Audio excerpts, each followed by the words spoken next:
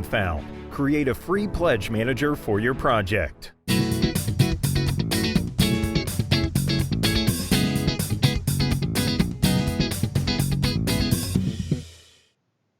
Howdy, everybody. I'm Tom Vassell. I'm Z Garcia. Hello. I'm Mike Delisio. Greetings, everyone.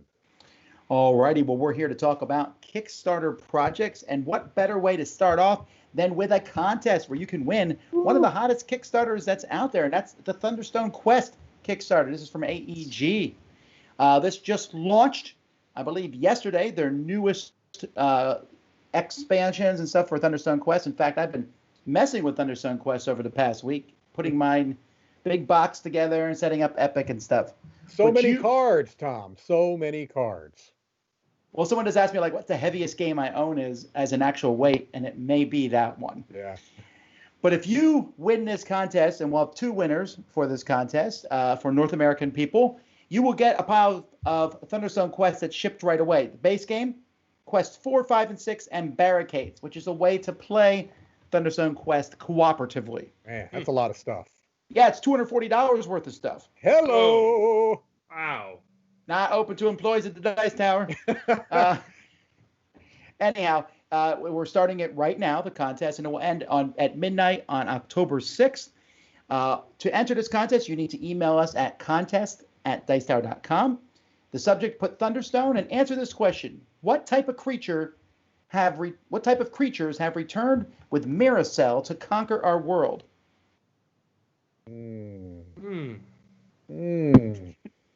Like, oh, I know. You have to go to their Kickstarter page to find it out, and you can check our show notes to find a link to that. So good luck to everybody. I hope you win, unless it's not you and it's someone else who's your friend, and I hope that you win instead of them. Am I doing that right? Confusing. I have no idea. Thoughtful. Sure. All right. All right, so folks, we're going to start by taking a look at different Kickstarters. As always with these sorts of things, we are looking at Kickstarters that end in the next 8 days or so, maybe 8 or 9 days. We look at ones that interest me for some reason or other. If Z was picking the list, we'd look at 2. This is probably true. Yeah. And you know what? That's just the way things go. And the order I put them in is normally I put them in order of the soonest one to end will be first, and we go far from there. Who knows? Some of these are good. Some of them are bad. We're going to tell you what we think of them, and we're going to start with one that's barely board game anyway. It's board game adjacent. Right. And that is Character Crate 2.0. Oh, so this is better than the original Character Crate. Yes. Of course, it's an improvement. New rules for the box. This is a little wooden box that holds dice and a miniature for role playing. Yeah. Well, I guess it doesn't have to be role playing, right? It could be any game. No. Like I'm playing Blood Rage. Here's my faction leader. Yeah. It looks like it's definitely set up for role playing, though. Yeah. Can I say one thing about this project before we get into it? I don't think I've ever seen laser etching in progress before. That was mesmerizing. Like I felt like I could have just watched laser etching going on for like an hour and a half. That was so cool looking. So if nothing else, I appreciate this project just for seeing how that works. It looks so cool. Yeah, it should be towards the end, right? No, it's like halfway maybe. Oh, is it? It's after this. Oh man, I hope that guy doesn't catch his fingers. That would be bad. That's a band sander. That's the thing, though. I like in these particular Kickstarters, I get a kick out of watching how they do it. Mm-hmm. Yeah, it is nice. If he hits his finger on that, by the way, he's fine, guys. There it is. Oh, okay. Look at this. Look at that. And that was just one, but you can see it go through multiple passes. It's just such a cool thing. Yeah, I'm easily impressed. I don't dislike this concept. I think they're neat. You know, it's not something that necessarily I want, but I just thought it was cool. Yeah. I think this looks very lovely. I think the craftsmanship is spectacular. I think also it's $60 for a little wooden box that holds your character and your dice. Leather lining. I don't know. I just don't know that this is. There's some high-end role players out there, man. If this is making money, because I just wouldn't see myself getting a little accoutrement like this for $60. Yeah. It's a lot I wouldn't of dough. even buy $60 for metal coins unless they were like for literally every game. Like, but for even one game, I wouldn't. You know what I mean? So Yeah. I don't know. It just I don't know seems if you're aware high-end. though, Z. This has magnetic closures. Now, All right, what do you I'm think? gonna- Oh, about I'm back in. Never mind. That's So I'm now in we're like taking a look at Arcana Magica. Mhm. This one may not fund, actually. Yeah. This has tarot cards, and they're actually using tarot cards. And my concern with this game is I feel like I would forget what everything does. Mm. Sure. I almost got the impression, aren't the tarot cards just used for the Roman numerals that are on them? The impression I got was that this is a deck of tarot, a poker deck, some, little tokens and dice, like a standard, polyhedral set of dice. And that's really it. That was the impression I got. I didn't read the rules, but just through looking through this, I thought that the tarot cards were really just used for their values. I could be wrong, but Yeah, it's unclear. I watched the video, didn't really get it. I know you're attacking each other and you're controlling the tarot cards. I know that you can chuck dice and draw more cards and wrestle away. I mean, I'm just not sure what this game, like what's happening. I'm not sure I get it. I could see why it's not funding. Certainly. Yeah. It's lacking specificity for me to throw down my money. Not to mention tarot cards. I mean, this Kickstarter, they say they're not actually used for occult things. They're actually meant for playing games, but you still can't just make that go away, what people think about tarot cards. There's definitely a lot of people have a negative opinion of them. Sure. I think the art is pretty nice looking, but yeah. It's just not terribly exciting to me. I think it should be, if it was more occult, I might be. Correct. They need to double down on the occult, yes. All right, code on. Can you crack the genetic code? This one just barely funded. Now, I know that this one for me is one that I kind of like. I get that it looks very amateur, the cards and the graphic design, but the hexes and trying to put them together in different ways and the science background and solving problems, I like that concept. I just wish there was a 2.0 version of it. Yeah, because if you look at the bottom, if you scroll all the way to the bottom, from what I can tell, and I'm not sure, it looks like everything that was used, like stop right here where it says attributions. It looks like almost everything that was being used is kind of just out there, right? And I understand there must be a cost element. This looks to be just a passion project, and that's why this one is so difficult for me, because obviously this is somebody that has the very best of intentions, is trying to do something and really needs Kickstarter to make it happen. I like the idea of the educational aspect of it. I even like the idea of maybe using cards to guess, but you're right. It just looks so unappealing that it's just hard to compete in this market. Yeah, but see, that's the thing. I wish if you have this passion project, why not put that little extra effort into it? You work that into the price of the game. That's what that's the whole reason you're backing it. Yeah. I still hope that it works. Yeah. I mean, it's one of those things you're kind of pulling for, but. What did you guys think of the gameplay exam? Like, what they explained in the video, the gameplay. From what I could tell, aren't you just guessing? Basically, you're just putting cards down and hoping that you get it right, or? It seemed like several rounds in a row of Mastermind. Yeah. Yeah, but I like Mastermind. Yeah, this looks more confusing than Mastermind. But I know. I'm just saying. Yeah. I also don't love the hinder cards. I don't love this doesn't feel like a game that should have take that. And those hinder cards to me, I think that's what they were called, kind of feels like take that. So I don't know.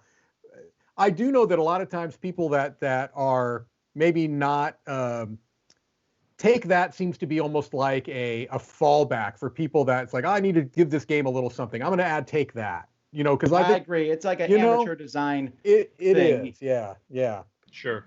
I could see that. All right, Mike, you ready? I'm ready. Oak and Steel. Woo! A 3.5x game set in the American Old West. I have some things to say, but Mike, you can go first. Well, I'll tell you, partner, Mr. Tom Vassell, I don't quite know how they got John Wayne to do the voiceover, but I got to tell you, I'm mighty impressed. That's exactly what I thought too. That's hilarious. And we hadn't even talked about this, but the whole time, like I listened to it for a little bit, and I was like, why does this cat sound like John Wayne? Are they going for a John Wayne with the cadence thing? And hey, then you can do that. Like the speeding up and slowing down, the John Wayne voice. I'm like, what is happening? That's funny, man. Yeah, it's totally John Wayne. I actually am surprised this isn't funding for. I know that you guys have some opinions on that, but Kevin G. Nunn has made some pretty good games and some very highly rated games. I will say this. When I was looking at how that action selection system works, I thought, that's kind of cool. You know, the look of the game is not appealing to me. Some of the graphic design looks problematic at best, like this ranch hand right there. Ranch hand. That should probably be 2 words. You're right. Rotund. Right. Rotund. But I did the way that they show kind of that animated GIF there of how the actions work, that actually seemed cool to me. So I don't know. I don't show enough here. There's a lot of videos. They need to show more about the game. This whole the terms of the campaign thing is so long. I'm like, forget all that.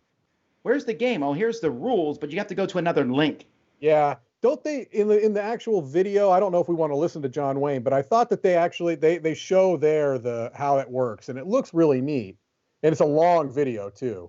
Well, the John Wayne's voice is just in my ear, but okay. Yeah, this map looks so similar to Age of Steam in many ways. It really does. But that tell you guys, thing... I don't know what Tom's expecting me to say about this. I think the game does not look good, but I don't have to tell you that. I think it does. You know, the graphic design doesn't look good. That's obvious. But there's a lot of games that have bad graphic design, and I'm like, oh, I wish it looked better, but I really don't care because the game looks like garbage.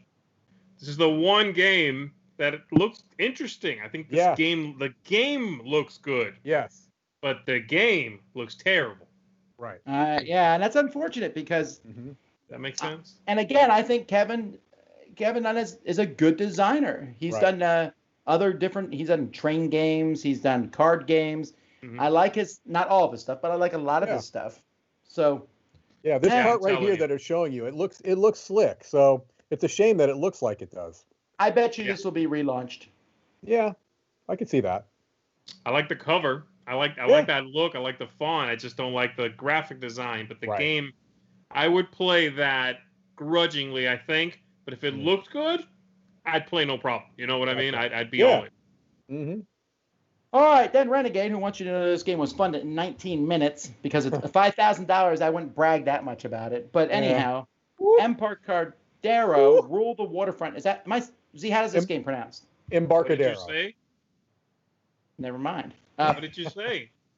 I don't He gave it a few extra syllables, Z. I don't know what makes Renegade pick if a game comes to Kickstarter or not. Yeah, I know. Embarcadero. Yeah. Because this looks like a game that they would have just published, right? Right. Yeah, I don't know. However, that being said, it looks really cool. It looks like a lighter version of Container? Yes, Container. Yeah, okay, I could see that. Right. Yeah, I got to tell you, this is really appealing to me. I even like the theme of this kind of old-timey maritime, but coming at it from a slightly different angle. I think the components look fantastic. I like the art style. It does look like it's going to be, you know, a Euro economic game, but maybe not too heavy, maybe not too long, right in my sweet spot there. So I'm intrigued by this. I do wish it was just going to retail. What about these double-layered chip tiles? Well, I think you know very well how I feel about those double-layered chip tiles, Tom. This is the opposite. Normally they're indented. Here they're outdented. I don't know what the word is, actually. Sure. Convex, concave, who knows? Who knows? Yeah, this is neat. I like that the theme also is about, or it's Gold Rush adjacent. Right. It's during the Gold Rush, but it's not you panning for gold. Like we've got that game. Yeah. This is about all the ships, or all the vessels, I should say, abandoned at the port with everybody arriving and then going, into the mountains to find gold. and people who use those ships and those vessels to start up their own businesses. It's interesting. It looks great. Yeah. Yeah, I'm pretty pumped about this. I'm hoping it's good. I'm just confused as maybe it's because there's a lot of plastic figures. Could be. Is it a new designer, Tom? I forgot. It's by Adam Buckingham and Ed Marriott. Ed Marriott, I know that name. Yeah, I know that name too. Okay. Buckingham, you say? Okay. I'll tell you what, part. Oh, that's the wrong game. Type 7, Solitaire and 2-player submarine warfare. Do you want to build your game before you play it? Correct. No? No. This really looks like U-Boat. Looks like a passion project, boy. Yes, Woo. Very much. It's 63 centimeters long, baby. Well, then you've got a painted version, and you've got, this looks like a game that is going to really appeal to a particular niche of gamer. And for the people that are interested in this type of game, this is the holy grail, right? This is going to be everything you want.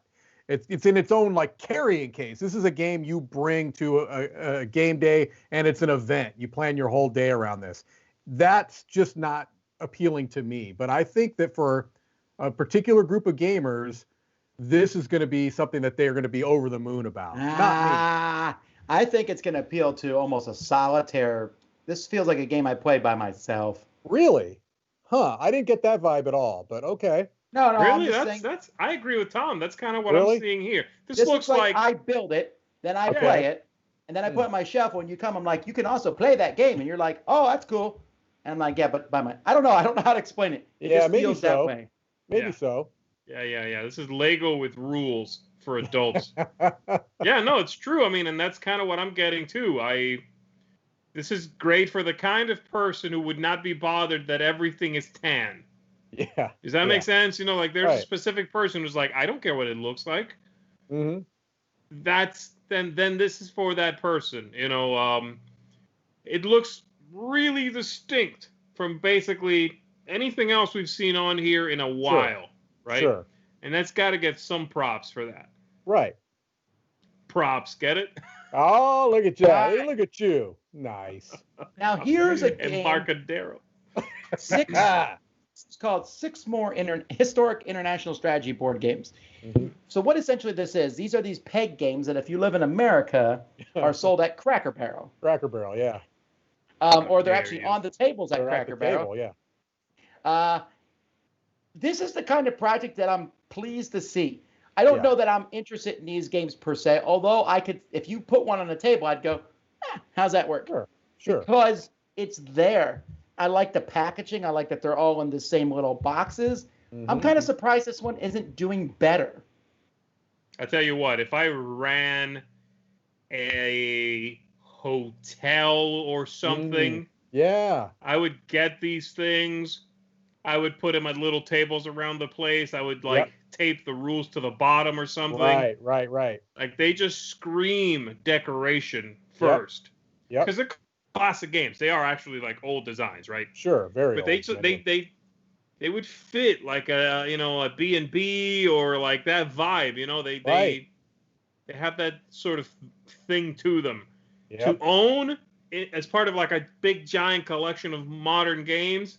Maybe if you love the idea of these classic games and sort of owning a piece of history, so to speak, but I think they would work really well as he's done one before. Yeah, and he's gonna continue to do them. He's saying by the end of the year he's hoping to have 18 out. To me, the most appealing aspect of this project is the cultural aspect. The fact that you see what is cool about this to me is that there are some similar ideas, right, amongst all these kind of peg games. And the fact that they're all coming from different time periods in different parts of the world, to me, I don't know, not to get too out there, but it almost brings home this idea of universality. And I like that. I like the idea that in different cultures, you have, people that play games. And that's a universal thing. That's the part of this that appeals to me. I'm with you. I don't know that I would want to sit down and play them very often, but I like the idea of it. My counter argument to all of that, let's hug it out garbage, is Plagiarism. There's been a lot of plagiarism in the world. One culture saw another culture's game and they were like, we can do that. Plagiarism. Well, look, let's be clear. These were all stolen from the Cracker Barrel to begin with. I thought you were accusing this guy of plagiarism. I was like, what? No. No, whose copyright is this going to be? No. I mean, the civilizations. You know someone from, where are these games from? I actually saw the video. Like, one of them was from the Greek Isles. Yeah. You know that dude went to, some other place, and they were like, oh, I'm taking this back home, and I'm going to tell all my friends I came up with this. That's right. It's like, didn't you just come back from Senegal? Right. No.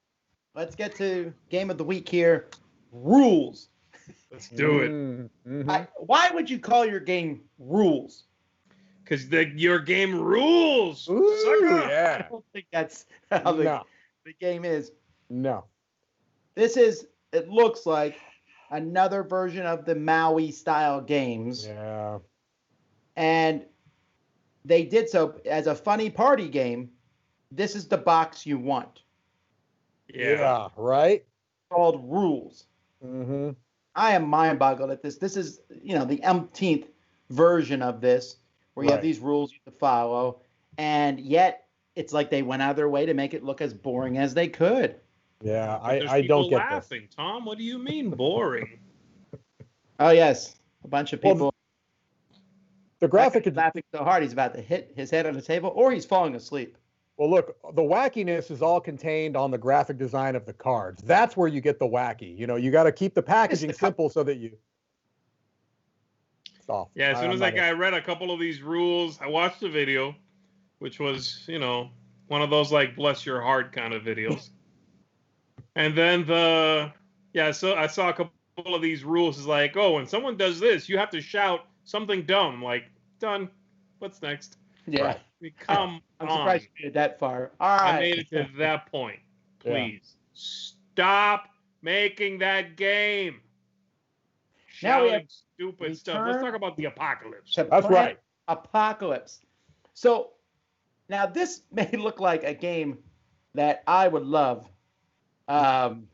Here's the deal. I would love? I've actually played Planet Apocalypse. Mm-hmm. It's a cooperative game, right? It is a cooperative game. Yeah. You're standing there and the apocalypse is coming. There's like this wall moving at you. If you look at this picture, it's that red thing. And then there's all these other beasties. Now, I was taught it by the Peterson gang, and I enjoyed it. It was entertaining. Now, the theme does nothing for me. It's your typical, how gross can we make miniatures theme. Yeah. Guess Stella's short and sweet. Hell hath risen. That's kind of a misnomer. Stella looks like she's surprised to be holding that box, to be honest with you. Like, what just happened here? Well, this is Peterson game. I saw a Facebook ad came across my Facebook. It was like, will this be their most backed game ever? The answer, no. No. That's still going to be a little thing called Cthulhu Wars, Cthulhu Wars. These miniatures are a little confusing. They just look like they melted some red plastic for some of them. Yeah. Well, that one's got like wheels and a demon pulling a cart. You're right. It kind of looks just goopy. They look a little too goopy. Yeah. I have heard good things about the gameplay itself, though. So I did enjoy it. It was a game that, like, again, it's this like wall thing that just keeps moving towards you. So you got to whoop up on that, but you got to fight these other ones that are coming first. Yeah. It was interesting.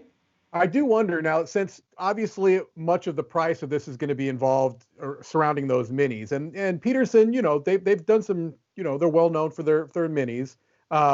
Do you think that there's enough game there? That would be my question. Is that, the base box is $100. Is it $100 game, or is it really a $20 game with $80? No, I wouldn't say it's like a $20 game. It felt like a normal cooperative game, a pandemic, game. But with their big maniatures and the theme, I don't know that I would want to play it much because this seems just a little too grotesque for me. That doesn't bother me. I'd play it for sure. Oh, I know it doesn't. Mike loves it. I love it. The nastier and grosser, the better. More melted plastic, please. But you'll get the Hell Penguin if they hit $1 million. I'm in. Where's the link? I gotta say, I wouldn't be upset if they hit that goal because I want to see what the Hell Penguin looks like. Maybe it's played by Danny DeVito. All right. Let's Untamed, Feral Factions, Spirit Strike Edition. Now, have either of you played Untamed? I have not. No, this came out of nowhere for me. I Right. got to this, I'm like, oh, this is not an original. This is like already, this is already following up something that's come out. But I've never seen this. It looks adorable. This art is great. What game does this remind you of, though? The art and look. Dale of Merchants, maybe? Yeah, it really does. Yeah. Let me find it. I don't know. Maybe a little bit. It actually has a Blizzard aesthetic a little bit to Maybe me. a little more of that. Yeah, that's true. It looks a little more serious than Dale of Merchants for sure, but it's a little less watercolor, but it looks this great. artwork. I love the graphic design. It just looks fantastic. And it avoids that, it looks like a bunch of old CCG garbage, Right. It's got some of that graphic design, numbers in the corners, listed abilities, all that stuff, but the cards managed to not look sort of worn out and derivative. It's a fine line to walk, and this game manages to walk it. It also looks like it's relatively simple, which I appreciate too. I mean, it looks like a game that you can get going and get playing pretty quickly.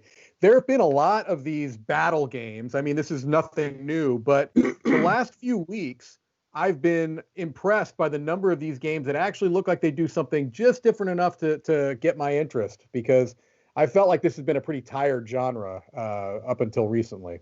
Yeah. This is a pretty solid looking game. Yeah, it really is. Well, let's pause on a high note then, and we're going to go to Mark, and we'll be back with a few more projects.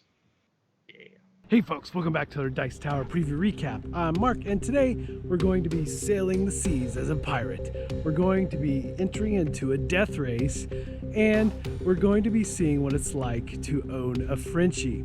Along with that, we're also going to be visiting a distant island somewhere collecting flora. All right, let's jump in and check out these games. All right, so let's kick things off with farting Frenchies.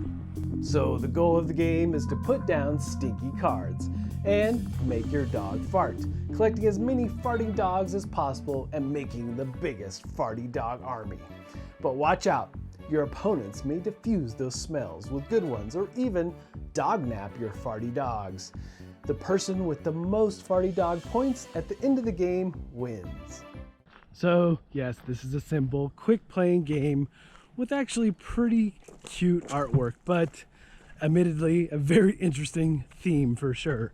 But if you're a dog lover, and specifically if you like Frenchies, this might be a game for you. And next up we have Plunderous. In Plunderous, you are a privateer in an alternate history steampunk Caribbean, sailing the seas of the new Caribbean for wealth and fame. The royal family, no longer interested in direct governing, has decided to appoint a governor. Through piracy, pillaging, and politics, you will amass loyalists and take your rightful place as leader of the new Caribbean. This is a game of area control, resource management, hand building, dice manipulation, and negotiation. Each round, you must strategically assemble a unique crew to carry out your orders. You will do this by navigating and exploring the islands, manipulating resources and politics, or parlay with other privateers. Also, complete requests or missions and defend and conquer ports to acquire resources, crew members, influence, rewards, copper, and most importantly, loyalists. The privateer with the most loyalists at the end of the game will be appointed the new governor of New Caribbean by the royal family. So your objective here is to acquire the most loyalists. Be the first player to arrive at Governor's Island with 1.5 million loyalists and win the game, or whoever has the most after 10 rounds of play. So this is a huge, sprawling, the table presence alone in this game is incredibly impressive.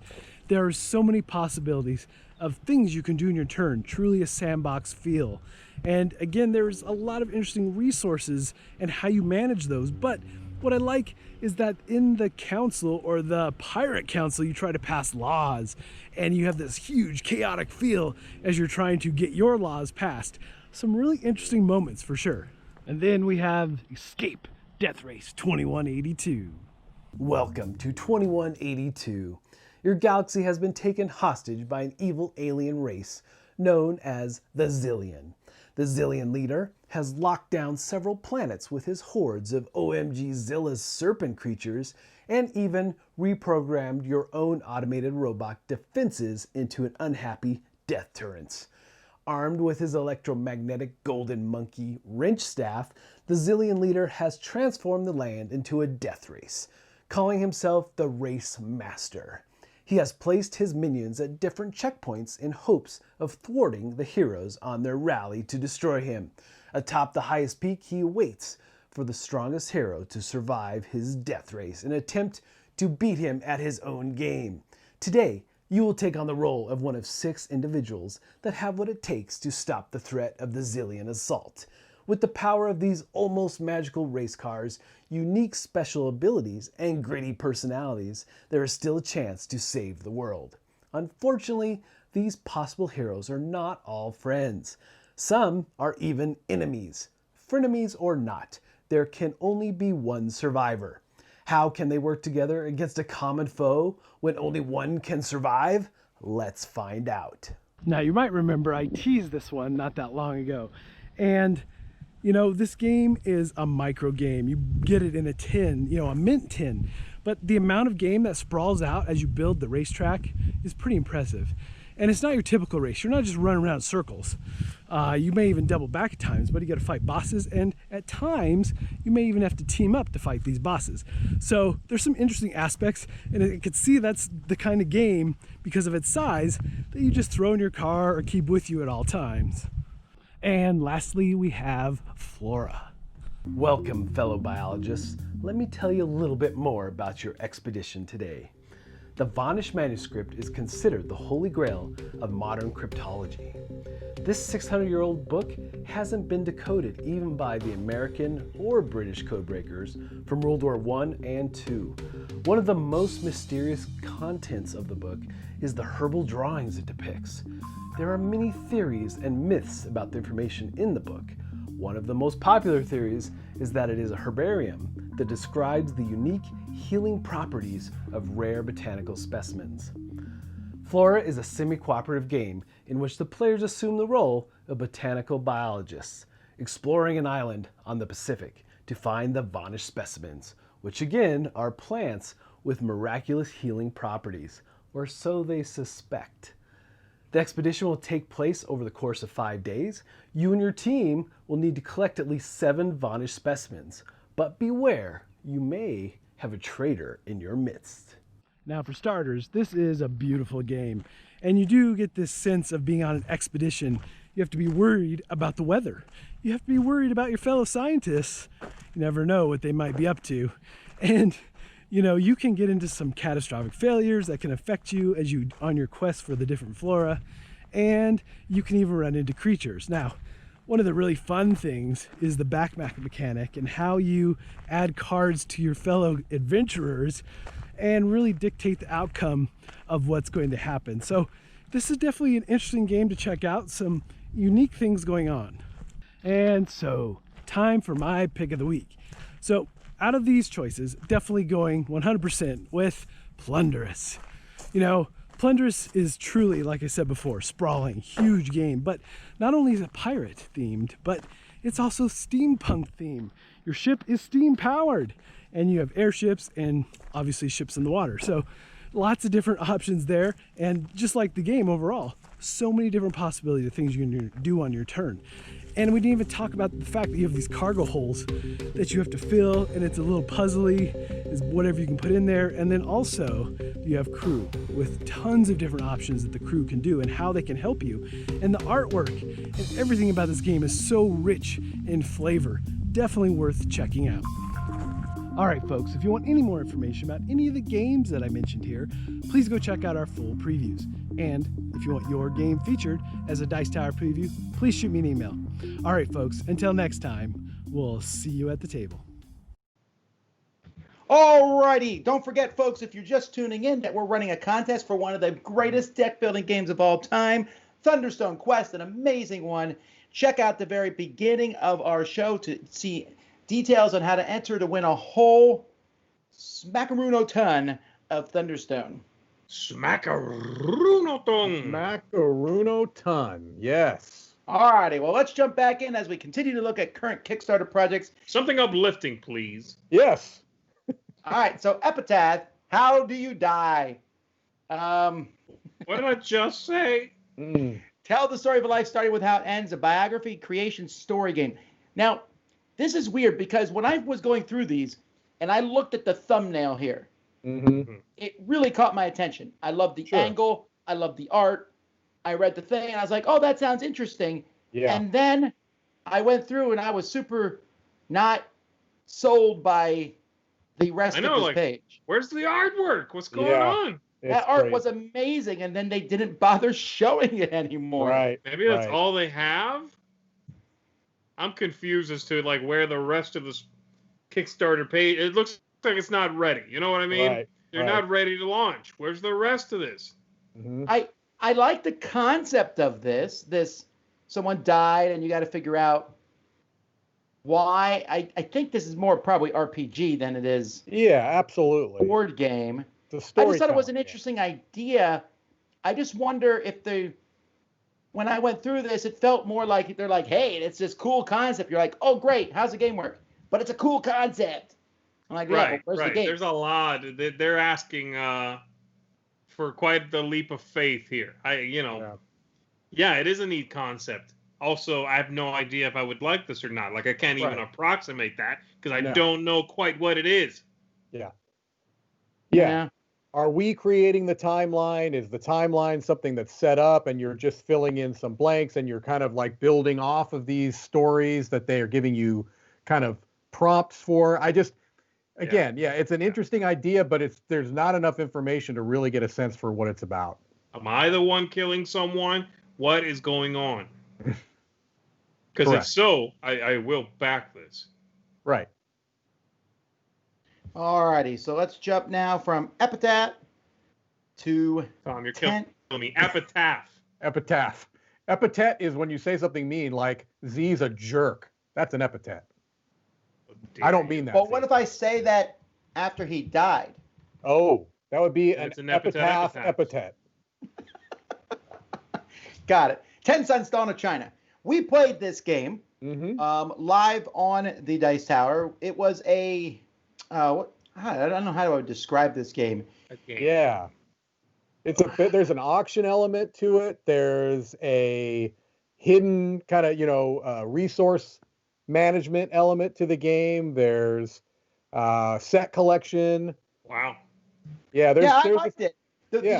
Interestingly enough, I sent him some email about it afterwards about some of the things I wasn't as big of a fan of, and he actually took a couple of those out. Like there was a take that card, which we were like, and he said he took that out. So I thought that was kind of cool, and I like the concepts of collecting different cards, giving you different points, and so you want to get sets or different ones. Yeah, there was some neat concepts to this. The two different resources of the sun and the moon, and the moon you could carry over, but the sun you had to spend it all. There were some neat ideas there.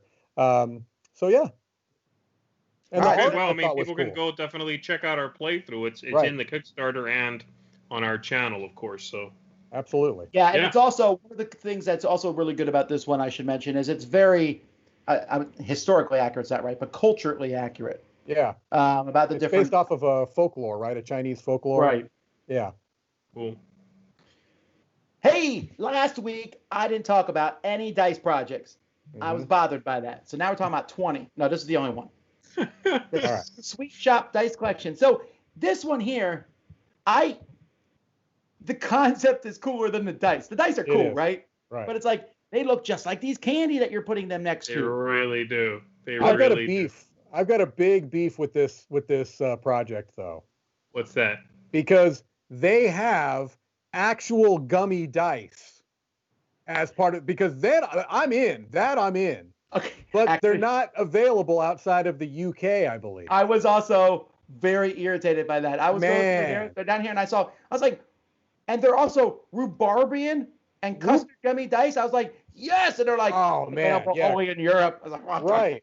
rhubarb and custard is something that I discovered, that flavor profile when I went to the UK and had a rhubarb and custard candy. I was like, where has this been all my life? And now I see there's a gummy and I can't get it. This in your Christmas stocking this year, for sure. Well, that probably wouldn't have back. Yeah, it's not coming in August 2021. You would have got this in your Christmas stocking in 2021. It'd be really hard. But I am so pumped by this gummy. Anyway, I can't get it outside Europe. Now, the dice themselves, I really like them. Although if you don't have them next to the candy, they kind of lose the thing. But I do like these potpourri ones, the jazzies. The dice are very readable. I mean, that's one thing that I could say. Some more than others, but these are appealing to me just because I like the idea of the project. Otherwise, it's just I don't think that they're anything necessarily special. But I do think it's a clever hook. They're also not as expensive, right? Except I don't know that I like their pledge method here because I was thinking, I'll get some.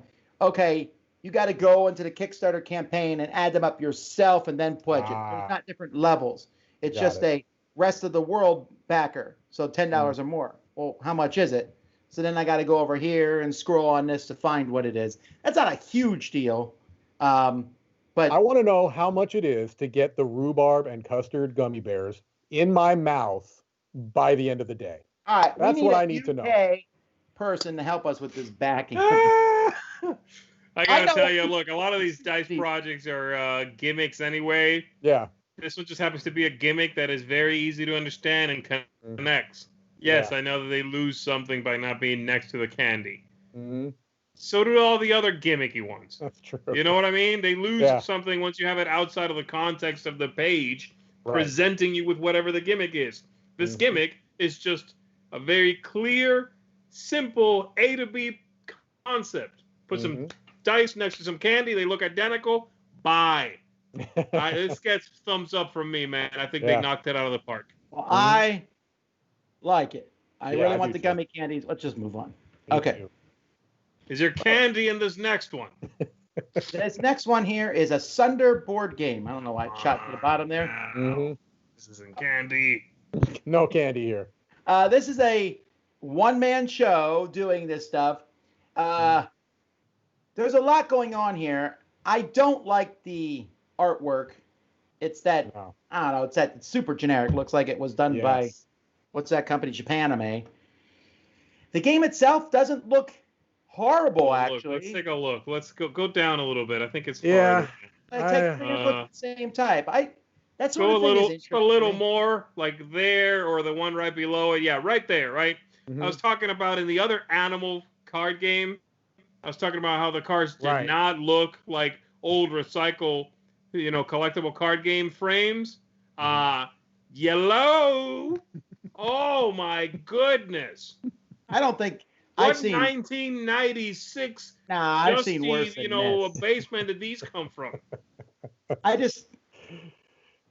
like some of the art, I do have to say, but you're right. The graphic design. Also, you might need to scroll down a little bit, Tom. I thought that the price for this seems, for what you're getting, it looks like it's essentially a card game.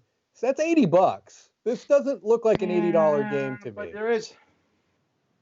Yeah, I don't know. But it also is delivering in December. Oh, well, that's like a really fast turnaround, dude. It is. It is. All right, let's go to something that appeals to Z's heritage. Dreidel Revolution. Dreidel. Finally, I can stack dreidels like I've been trying to do for years. Right. The stacking of the dreidels. This is a bunch of little games, basically. Yeah. Yep. I had a dreidels in some way, but the gloved hands are great for one thing. I love it. But this right here. Yep. This right here is where I lost it. I was like, nah. Yeah. Nah. I'm getting flashbacks of stacking little trees. I was gonna say that same thing. Yep. Come on. Two things about this, though. I thought that those dice that kind of represented the faces of the dreidel, I thought that's a neat idea. And I also, this menorah, this LED menorah, I thought looked really cool. I was like, man, that's a neat idea. So yeah, those are the two things that stood out to me about this was those dice that represent the faces of the menorah or the the dreidel and the menorah. I think it's pretty slick. I've also never seen an ambigram before that was in 2 different languages. Yeah, it's neat. Where it's light and Hanukkah on the other side. That's cool. Maybe can you buy just that? Well, they said that normally you can, and that by itself it's like $79, but you're getting it with this package for like almost that same cost. So, yeah. All right. Alrighty, Into Deep reboot. Did they cancel the first version of this? I was curious about that as well. Yeah, I don't know. I was going to ask myself. I guess it was on June 24th. I don't remember talking about it. Maybe we did talk about it. I don't either, but yeah. I'm wondering why now, because I think this looks fantastic. Well, this company, Burnt Island, they made 2 games, Endeavor and In the Hall of the Mountain King. Both of those productions have been astonishingly good. Incredible. Yep. Exactly. The theme on this looks great. Sounds great. The art looks great. The components looks great. The mechanics seem unique and novel. I'm wondering why this didn't follow through, because this looks fantastic to me. You are a fan of Burnt Island games, but yes. I am, but like you said, it's only 2 games. So, I mean, what about this makes me think it's not going to be as good as the others? It just looks wonderful. I agree with all that. This game it's got a real flavor all its own. Yeah. I can respect that more and more every day. You know what I mean? In the crowded hobby anyway, when it comes to games themselves, and this looks to separate itself from the pack. Yeah. I like that you stick these weapons in the base. That's a neat idea. Cool. It's a good way to know you're carrying a gun or whatever. Yep. They're also doing that thing, the timed reveal. That's the new thing on Kickstarter, right? Mm-hmm. That's cool, man. I like that. I do too. Yeah, no, this looks really good to me. I agree. I think this looks like a lot of fun. All right. Ooh, and curved counter card holders. Mm-hmm. I want you get enough of those, you can build your own Coliseum. That's right. Actually, I do like, so they're 20 for 5 Canadian? 20 Canadian, so $2, I think. Look, I may buy some of these because these card holders that are curved is a good idea. If they can also hold tokens, I really like money. that concept. I mean, it looks like it could hold like little cardboard money or even coins. That's cool. Great. I might get those. All right. Automated Alice. This is a cooperative, fast-paced murder mystery dice game. This one This was in the news maybe 2 weeks ago, I want to say. I really like the look of this one. It's so bright, so colorful. It looks like a light cooperative game, which is, there's very few of those. They're usually these big grandiose things going on. Yeah. Mm-hmm. I like the dice chucking part of it. I like the graphic design. I like that it's an Alice in Wonderland that's not super dark. It seems like nowadays, if they're like, we're going to take Alice in Wonderland and she's going to be a killer. Like, I get it. Right. I believe this is based off of an IP. I think a book was written. Oh, yeah. That's why it was in that's what we were talking about. Right. It's based on some modern book using Alice in Wonderland. Yeah. Right. I'm kind of sick of Alice in Wonderland, honestly, but I agree that this looks more distinct than most things that use that theme. Mm-hmm. Yeah, I'm looking to see if we played any of their other games. I have not. Hunter's Guild, Pixel Guardians, D6 Shooter, Taxidermy Fairies. That looked kind of gross, actually. Mm-hmm. Well, yeah. That's a lot of games. I'm surprised we haven't come across any of those. Well, this one looks really different than the other ones. Again, it's really bright, colorful. I like the idea that it's cooperative. I'm actually surprised that it is ranked so low. I first came across this was advertising on KickTrack itself. Mm-hmm. Anyway, that looks good. Yeah, they're close to their goal, so they've got 8 days. Hopefully, they can make it. Yeah, this is going to fund. I think this will fund. Yeah. All right, and then the last one here, the Dragon and the Flagon, the Brew That Is True, which is a great line from a movie. Dragon and Flagon came out, I want to say 3 years ago. This was Jeff Engelstein and crew remaking a very, very old game. It's a tavern brawl that's done by programming. which I liked, except I hated the art. And just to clarify, still do. Mm-hmm. Now they're adding more stuff, bookshelves and potions and potion cards and 8 more characters because there wasn't enough characters wasn't there like 8 characters in the original game? I think at least. I never played the original game, so.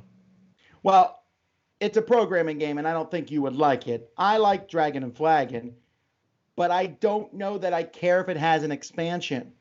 The original game already had throwing mugs, jumping from the chandeliers, pulling rugs, throwing tables over, 8 different characters, and it's fun. It's a little slower probably than it should be. But right. Man, this kind of came out of nowhere. I wasn't expecting this to have an expansion. This artwork is really terrible, man. It's not good. It's not good. It's not a game I see people playing. You know, I am a little surprised that there was a call for another expansion for this. Like, it's not even like funny, haha, it's bad. It's just like, how did it get this far with this artwork? Yeah. It's Stronghold. I don't know. I mean, it just seems some people like this art. You know, some people like the art. So there's that. Yeah, sure, absolutely, always. I mean, I'm just saying, for me, in my opinion, I'm surprised a game from a company this sort of well-known got all the way to publication with this look.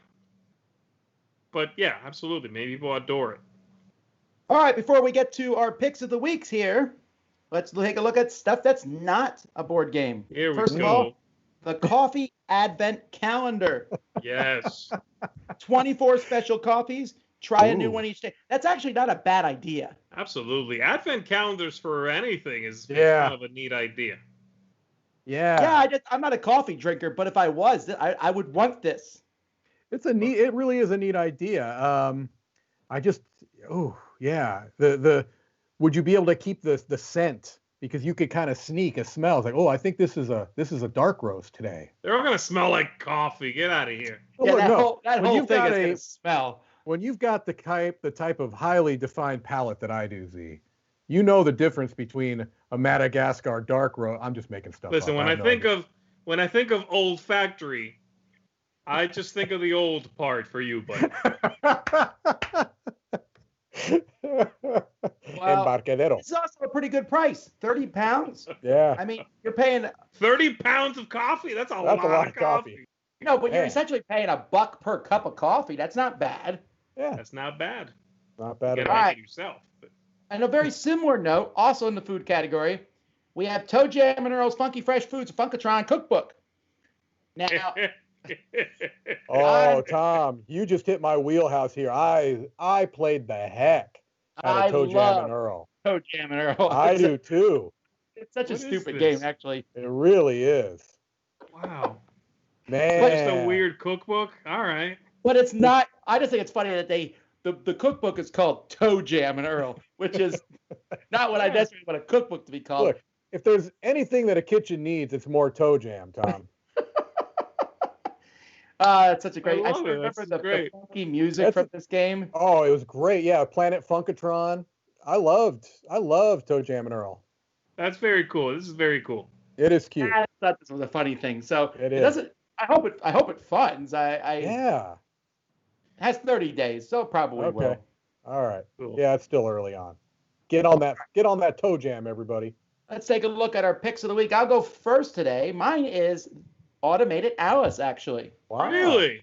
I had several looked at, but there's just something about this that really I think it's the brightness of it. Yeah. And I like how the cards are really easy to read. I like the idea of it being a cooperative game with dice. I think this might be one I could play with my kids. Sure. It just looks, I don't know, I really like how it looks. I'm pumped about this one. Nice. Yeah, okay. I think we It's might all three have different picks this time, actually. I'm sure I know what Mike's is, but go ahead, Mike.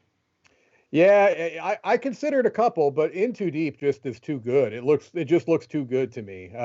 This one knocked me out. And I hadn't really heard much of anything about it. And then when I saw this campaign, I was really enthralled. It was just like, man, I keep looking for the shoe to drop. What's going on here? It just all looked good to me. So this is my pick. And my pick is Untamed, Feral Factions. Ooh, nice. That was my second pick. That was in the mix. That was in the mix. It's just gorgeous. I like card games. I'm a sucker for card games anyway. And then you throw this artwork at me. You give me a game that's going to play in 20 to 30 minutes. Some shuffle building, right? That's the thing. And absolutely, I'm in. I want to play it. So this one, if any one of these was in front of me right now, anyway, I'd want to play this one. There you go. So there we go. That is my pick, Untamed. Three good picks, I think. I'd play all three of these. And you might actually. Well, in a couple years anyway. Sure. So folks, just as a reminder, we cover Kickstarters. I think the last Kickstarter we had here, which was Dragonflying, is 8 days to go. So if it's 9 days or more out, we'll cover that next week in our Crowdsurfing. So thank you to Mark for doing his thing. Don't forget, folks, you have a week to enter the contest for Thunderstone. So go back and check the beginning of the episode on how to do that. Thank you, Mike and Z, for joining us today. And until next time, I'm Tom Vassell. I'm Z Garcia. Thanks, everybody. I'm Mike Licio. Take care. Have fun gaming.